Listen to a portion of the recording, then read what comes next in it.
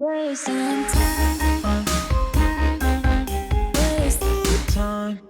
If you think it's hard to get a gig in any other title, holy shit, Valorant and League are just fucking impossible because the whole thing is, right, it's like very much that sort of inner circle and there was a bit of, I guess, misconception in some ways of how people think it works Mm. because they're like, why don't you just reach out? It's like, don't you think we've Brother. been doing that for like the whole time? Mm. Basically, the second Oceania started to move off a little bit and there was like, international pathways to a degree. They might have been a bit shit, but there was international pathways. We're Mm. like, okay, Australian team competing, Australian casters, hey, like we'll pick up. But we reached out to NA, we reached out to EU, we reached out to Asia, we reached out everywhere, left on fucking scene every step of the way. Not one person responded. I think I paid like $300 for someone to make this like custom show reel for me and Komodo Mm. to go to a person who requested it inside the circle and they didn't even fucking reply. I won't say who that was and it wasn't in a region that we like, so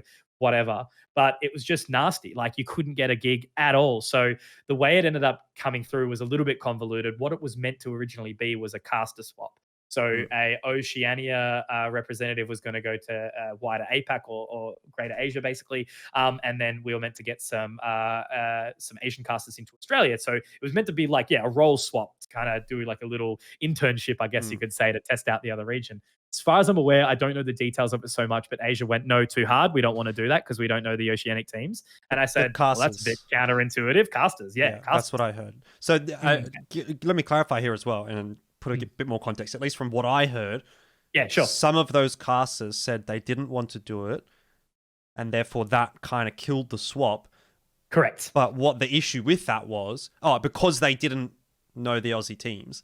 Mm. But the issue with that was they would then go on to cast the Aussie teams at the playoffs events. Correct. So that's where that Yeah. was a bit like, okay, that's kind of weird. Why? Whatever. All It right. was shit. So Continue. that was stage one of 2022, I think it was. Mm. That was so that was meant to happen. We were meant to have a caster swap, and obviously that was either going to be me and Komodo or Mac and Pilly. Didn't really matter. We were the two duos that were kind of on the loop Mm. for that. And there might have even been more opportunity for a bit more of a split, but it just never happened.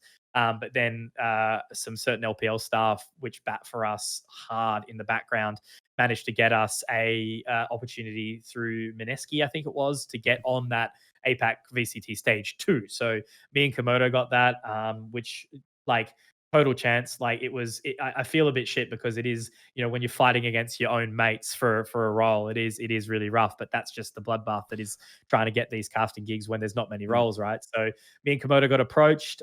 We managed to get it, and literally all we could do, we couldn't get anyone else on the board, was we just had to make sure that we crushed it. Because if finally Aussies get onto the shores, it's like, all right, now if they do a good job, hopefully that'll send some eyes back from other places. Mm. And that's exactly what happened. So we got the gig, and originally we were meant to only be on for, I think, like the group stages or something like that. We weren't even meant to be doing the playoffs. But we did really well. They put us on the playoffs, and then And then during the course of that, yeah, here we get you to the real decided. spicy. They put us on the grand final, which pissed off some Filipino casters. So Wasting time.